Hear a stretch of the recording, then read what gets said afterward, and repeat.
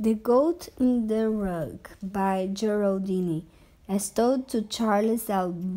Blood and Martin Link, illustrated by Nancy Winslow Parker.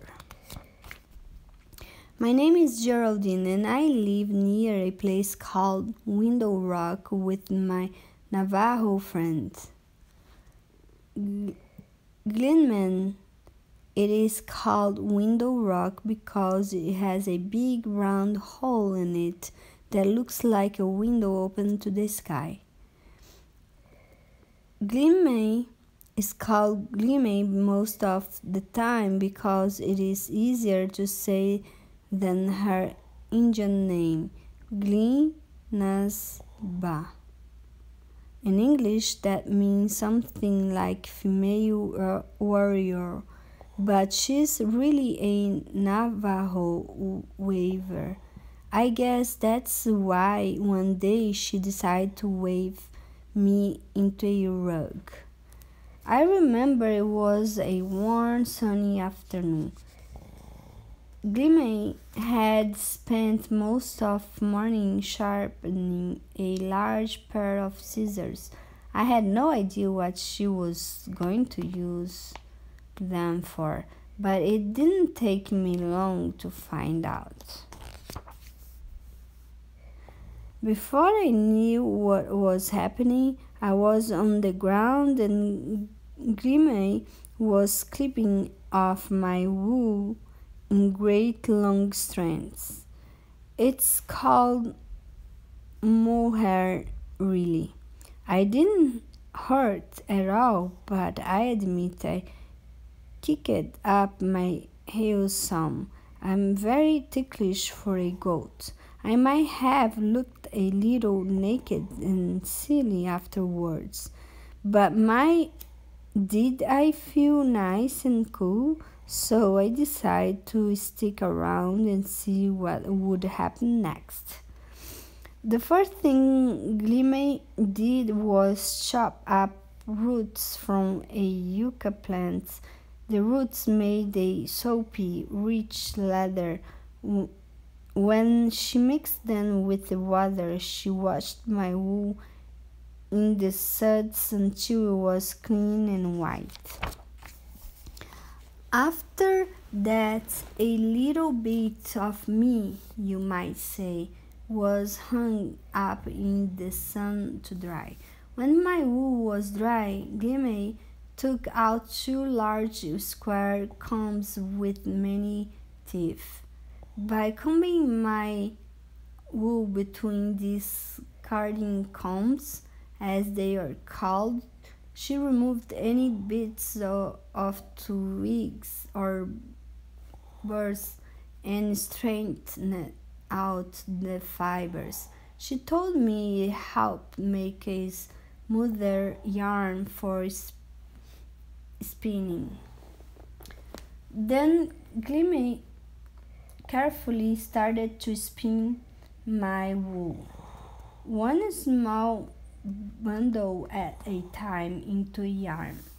I was beginning to find out it takes a long while to make a Navajo rug.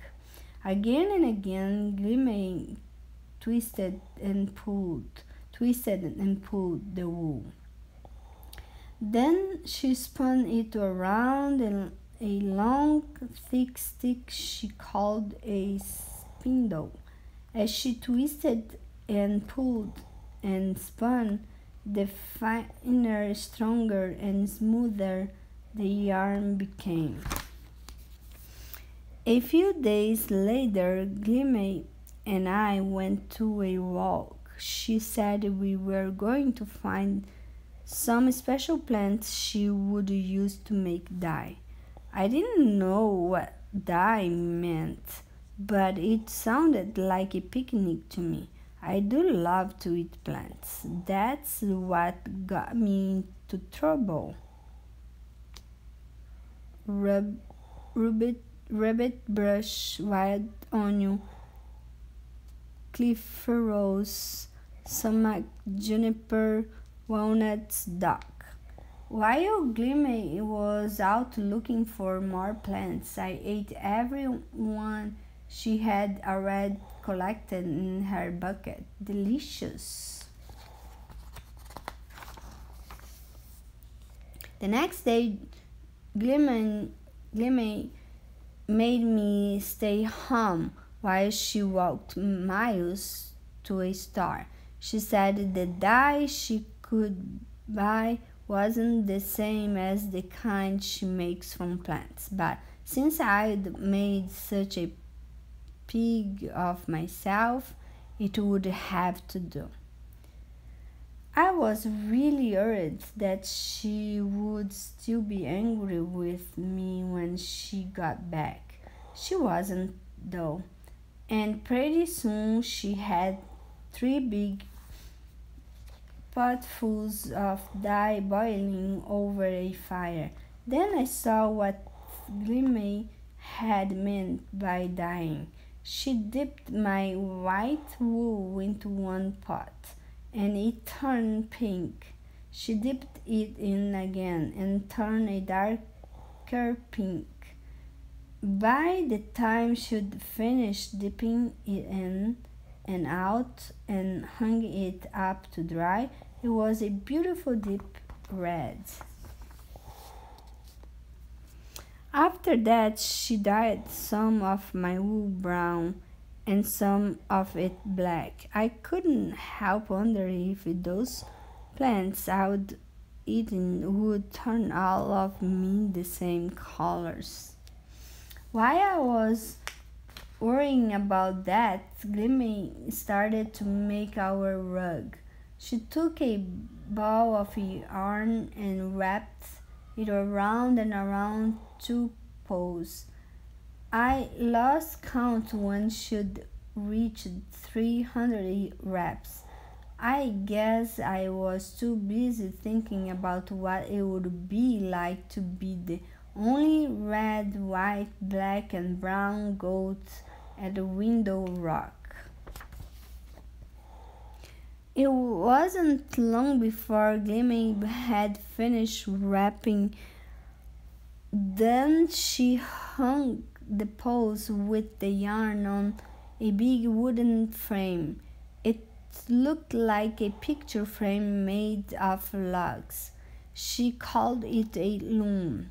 After a whole week of getting ready to weave, Glimmy started. She began weaving at the bottom of loom. Then, one strand of yarn at a time, our rug started growing toward the top.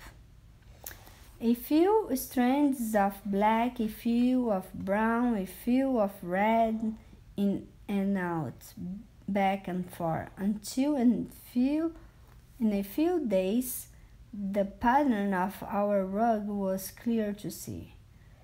Our rug grew very slowly, just as every Navajo weaver before her had done for hundreds and hundreds of years.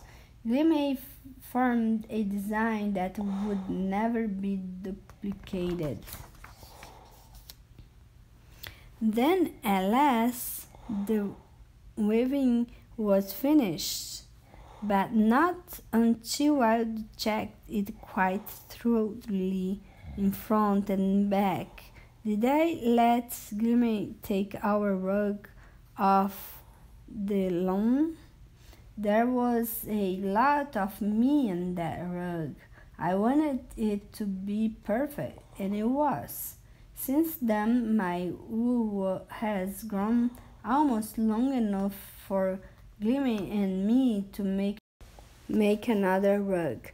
I hope we do very soon, because you see, there aren't too many weavers like Glimmy left among the Navajos. And there is only one goat like me, Geraldine. This is the true story of a weaver and her goat who lived in the Navajo Nation at Window Rock, Arizona.